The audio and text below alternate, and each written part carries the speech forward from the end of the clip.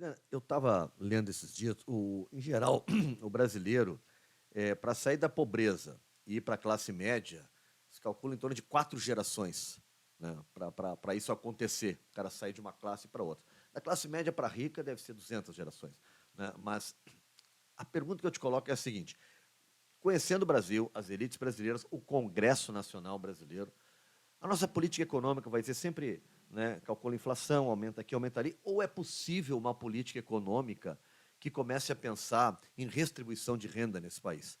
Né? Porque me parece que esse talvez seja o maior problema brasileiro, né, o acúmulo de dinheiro para poucas pessoas num país tão grande.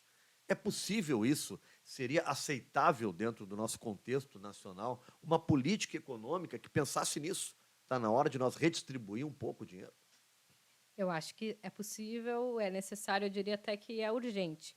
E retomando um pouco um elemento que eu disse, para não parecer muito contraditório, eu acho que as nossas análises elas têm que partir de uma análise cuidadosa e criteriosa daquilo que se chama de correlação de forças ou como está o estado da luta de classes, né, para usar um bom e velho termo econômico. Então, compreender, por exemplo, que a esquerda saiu vitoriosa nessas eleições, mas numa eleição muito polarizada, com uma diferença muito pequena de votos, em que teve uma vitória política, mas parece que teve uma vitória eleitoral, mas parece que a vitória política, em grande medida, ficou com a extrema-direita, que seguiu mobilizada, que seguiu pautando, em boa medida, a política brasileira. Isso sugere ou coloca várias restrições, né? Quer dizer, não é uma vitória como foi em 2002, que talvez tenha sido uma vitória mais representativa de uma crítica ao neoliberalismo e às desigualdades do que foi em 2022, que talvez o elemento democrático tenha pesado mais forte. Então, acho que tem vários elementos que determinam, em alguma medida, o campo das possibilidades, né? O que a gente achava que era algo muito pontual e reformista, como, por exemplo, uma política pública de salário mínimo, ou mesmo Bolsa Família, que até na sua origem foi criado pelos próprios liberais, aquilo que então era liberal para alguns, no Brasil, em função da nossa formação social e econômica, é algo de caráter quase revolucionário. Então, essas coisas, né, essas peças se movimentam de forma distinta, depende um pouco da conformação de cada sociedade. Mas eu acho que isso também não pode ser argumento para a gente viver sob um pragmatismo do possível.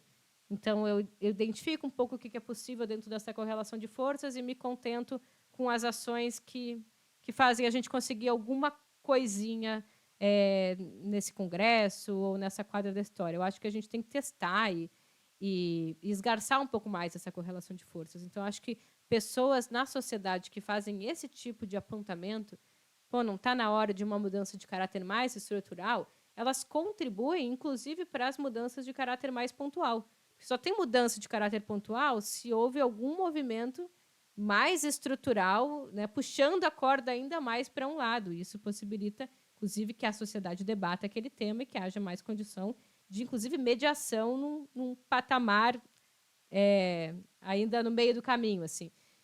Então, acho que é muito importante. Se a gente não começar a colocar isso em discussão, essa nunca vai ser uma questão, né? E eu acho que nada melhor do que o período atual, em que vai se debater a segunda parte da reforma tributária, para apontar como a desigualdade e como a organização da desigualdade através do Estado, sobretudo da política tributária, é algo penoso para a sociedade brasileira e também para a economia brasileira. Então, quando há uma maior distribuição de renda, há também um aumento da capacidade de consumo, há também um aumento da própria produtividade do trabalho. Quando a tributação é mais progressiva e desonera mais os mais pobres, isso significa que sobra mais dinheiro no bolso dos mais pobres, que é usado para consumo. Isso estimula o mercado interno, estimula o setor privado. Então, eu acho que a questão tributária talvez tenha como prerrogativa recolocar o debate sobre desigualdade, sobre iniquidade, sobre o papel do Estado em atuar e regular as desigualdades sociais, que não são naturais e que o Estado tem um papel importante, seja através do gasto público direto, seja através da forma da arrecadação tributária. O Bolsa Família, por exemplo, ele cumpre um papel de redistribuir renda. Nos primeiros governos do PT, se criou a famosa classe C, que cresceu e que foi um produto dessa redistribuição. Agora, o que eu te pergunto é o seguinte: cada vez, por exemplo, que sobe a taxa Selic, tá, isso não acaba fazendo com que, via dívida pública, aumento da dívida pública, haja uma redistribuição ao contrário? O que o pessoal aí, a Maria Lúcia, por exemplo, chama de Bolsa Rico. Com certeza.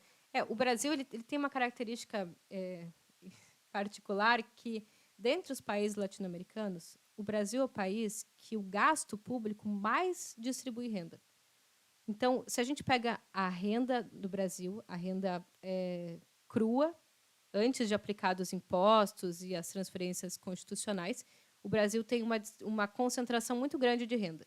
Mas, quando aplica a política fiscal, quando aplicam os gastos constitucionais, o Brasil é o país que mais distribui renda de todos os países latino-americanos, porque, em grande medida, as nossas transferências constitucionais estão ligadas à saúde, à educação, à seguridade social. Só que parte desse efeito, quase todo, é imediatamente anulado quando se aplica o outro desconto, que é o desconto tributário.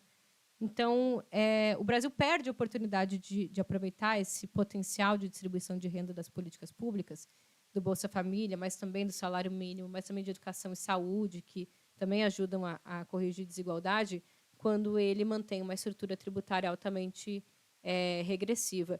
E há essas várias formas, né? Toda a política, toda a opção de política econômica, ela mexe no nível agregado de renda para alguma classe social.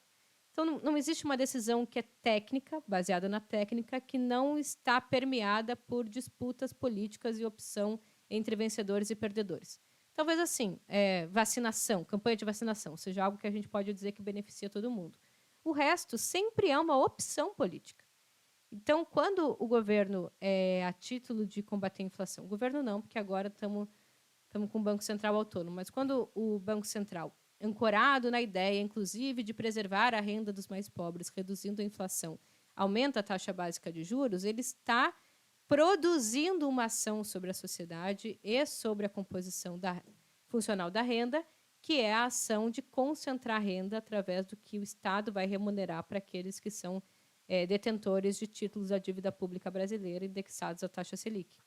E também vai optar por ter, em geral, menos recursos para investir em outros setores, né? Ainda que parte da dívida pública seja rolada e não paga todos os anos, ainda assim ela tem um custo para o orçamento do Estado bastante elevado. Então, todas são opções.